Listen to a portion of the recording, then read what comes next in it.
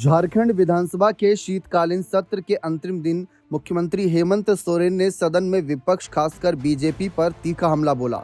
जहां एक तरफ चर्चा थी हाल ही में कि हेमंत सोरेन भारतीय जनता पार्टी के साथ गठबंधन पर विचार कर रहे हैं, इसीलिए हाल ही में वे दिल्ली भी गए थे अपनी पत्नी कल्पना सोरेन के साथ। दूसरी तरफ बाबूलाल मरांडी और चंपई सोरेन भी जिस तरीके से एक्टिव नजर आ रहे थे, लग तो यही रहा था कि बीजेपी के साथ हाथ मिला ही लेंगे।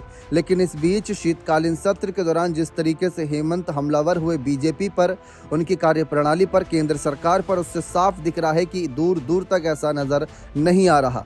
अपने संबोधन की शुरुआत में उन्होंने बीजेपी विधायकों को अनुपस्थिति पर तंज कसते हुए कहा कि लोकतंत्र में जब सरकार का 1 साल पूरा होने पर विपक्ष को आईना दिखाना चाहिए तब वह सदन से नदारद रहे। उन्होंने स्पष्ट किया कि झारखंड 25 साल का हो चुका है और इसे अब कोई डरा या झुका नहीं सकता। मुख्यमंत्री ने आरोप लगाया कि केंद्र सरकार द्वारा गैर भाजपा शासित राज्यों के साथ भेदभाव किया जा रहा है। उन्होंने केंद्र पर छात्रवृत्ति, शिक्षा और अनुदान में भारी कटौती करने का आरोप लगाया। उन्होंने कहा कि केंद्र की ओर से अनुसूचित जनजाति के बच्चों के लिए उच्च शिक्षा फेलोशिप में 90% और राष्ट्रीय विदेश छात्रवृत्ति में 95% तक की कटौती की गई।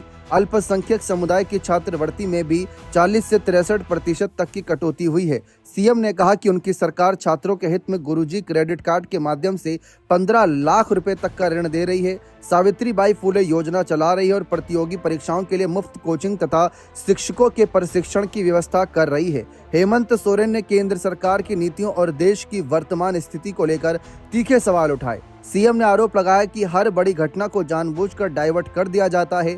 उन्होंने कहा कि इंडिगो संकट या महंगाई पर बात करने के बजाय लोकसभा में वंदे मातरम पर बहस होती है, जिससे ना तो गरीबी कम होगी और न ही रोजगार सृजित होगा। उन्होंने कहा कि देश की आर्थिक स्थिति बदहाल है। हवाई चप्पल पहनने वालों को हवाई जहाज में चढ़ाने का वादा किया गया था, लेकिन अब जो हवाई जहाज में चढ़ रहे हैं उन्हें हवाई चप्पल पहनने के विवश किया जा रहा है। उन्होंने कहा कि घुसपैठ और आतंकवाद से जुड़े मुद्दे जैसे दिल्ली ब्लास्ट भारत सरकार के अधीन है, लेकिन सूचना तंत्र विफल साबित हुआ है।